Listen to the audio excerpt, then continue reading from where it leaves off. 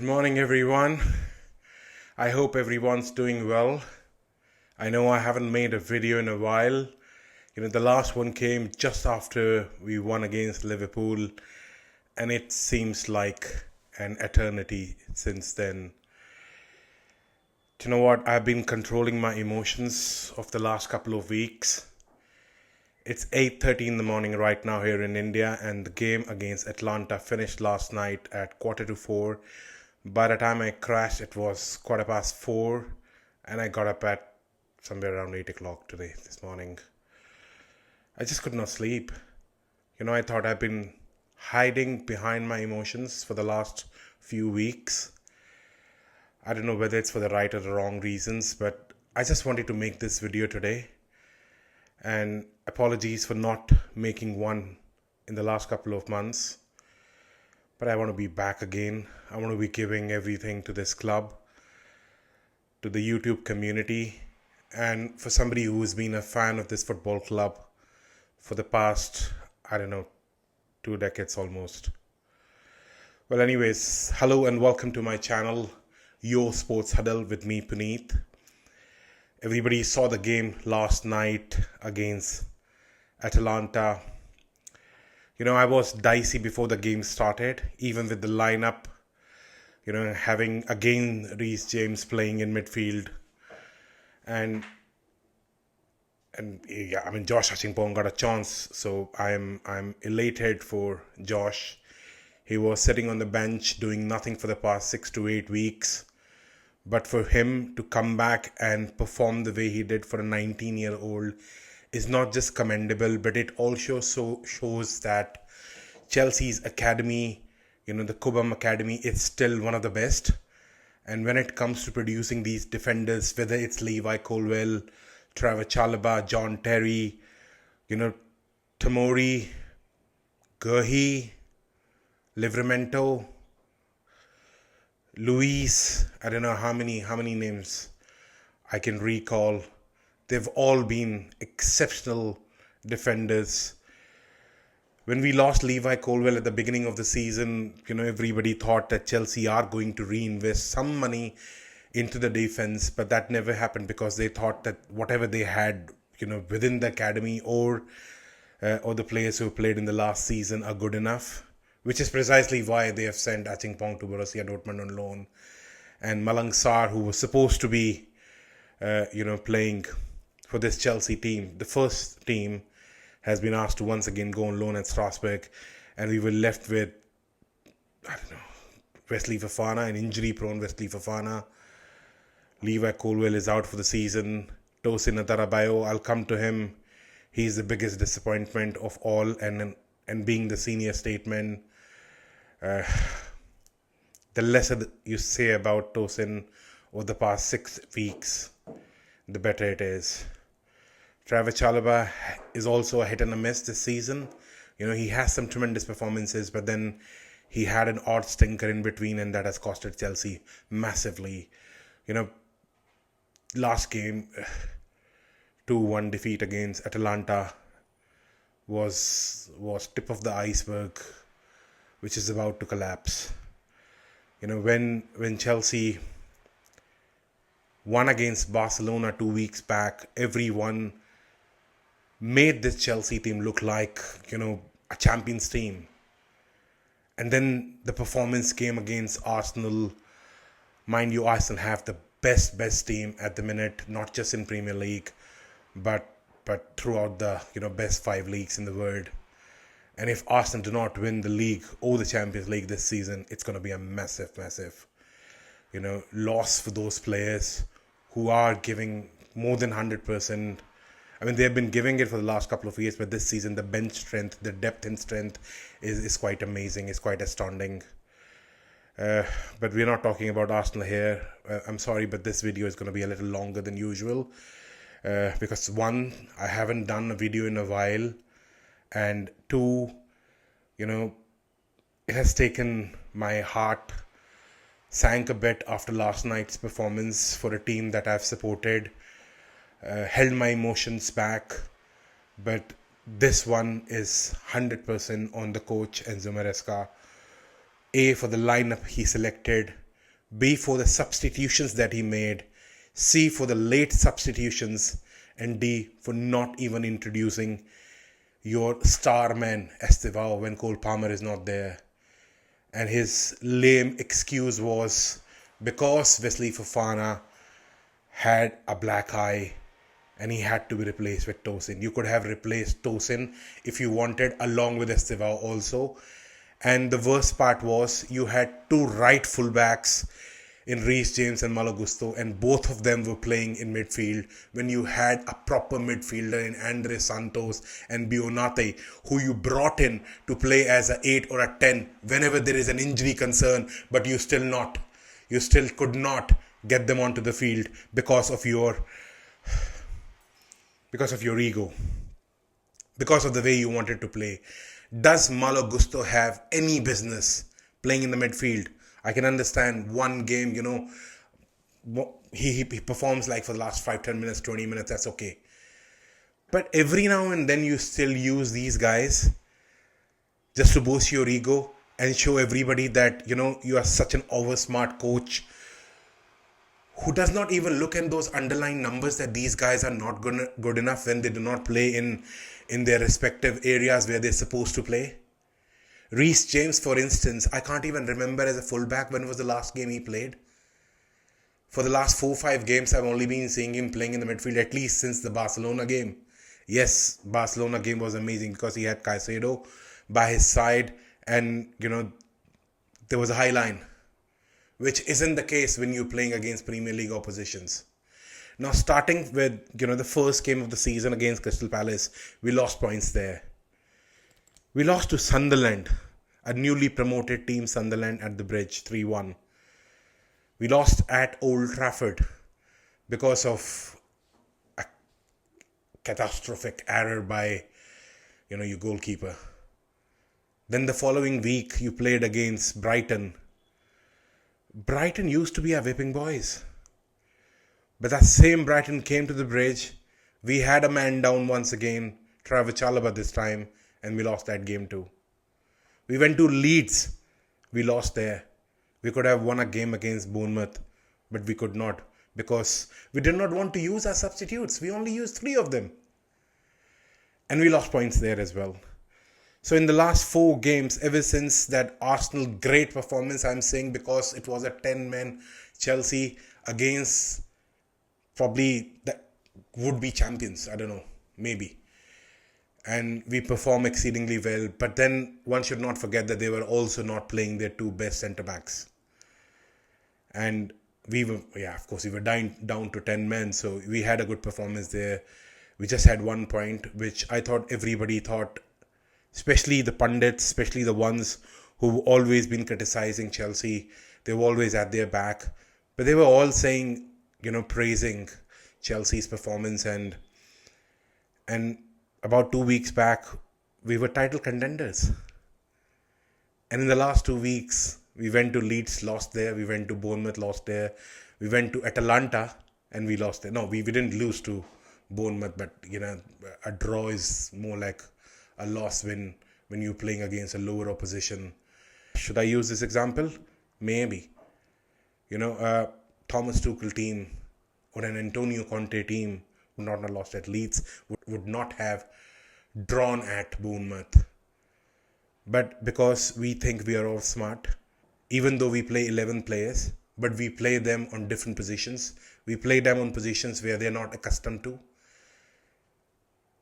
And we think that the results are going to come. You often have a performance of a lifetime from Estevao or a Cole Palmer, or at the beginning of the season we thought Joao Pedro is the one. But it's a collective team effort.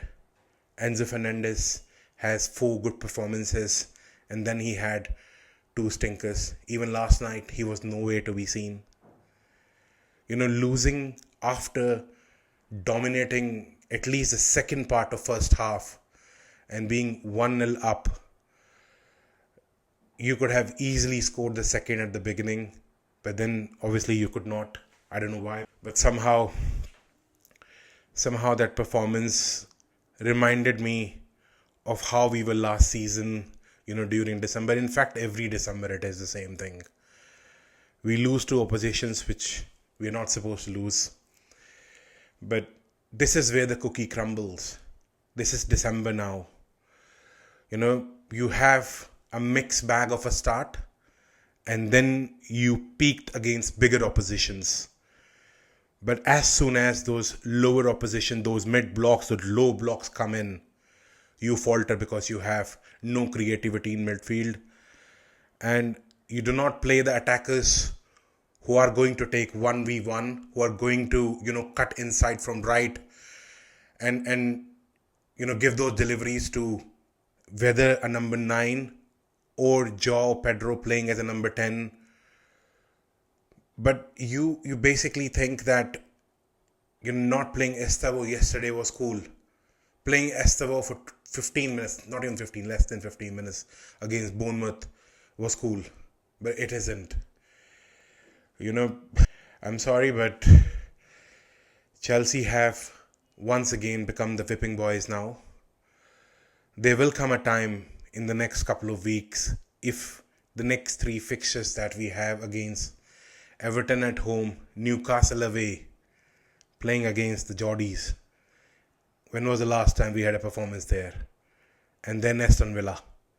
That too against in form Unai Emery team who's killing the title contenders, Arsenal. They have had absolutely tremendous performances against all the bigger teams, the lower opposition, the mid blocks, everybody. 10 or 9 wins in the last 10 games.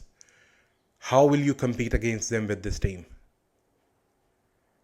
And when at the beginning of the season it was being said that Chelsea needed their core to be stronger, they needed a defender who can do a job at the back line.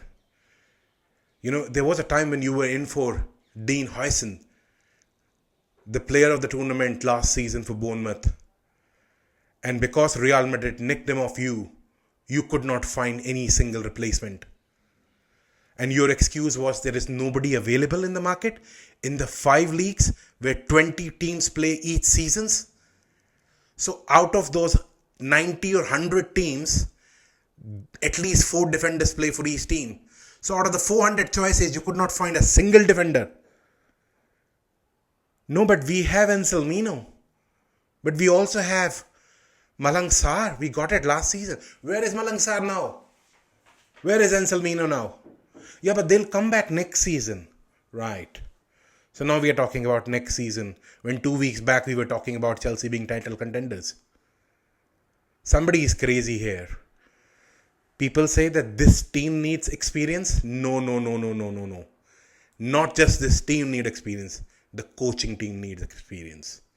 The people sitting above them, the sporting directors, they need experience. And obviously the bosses, they also need experience.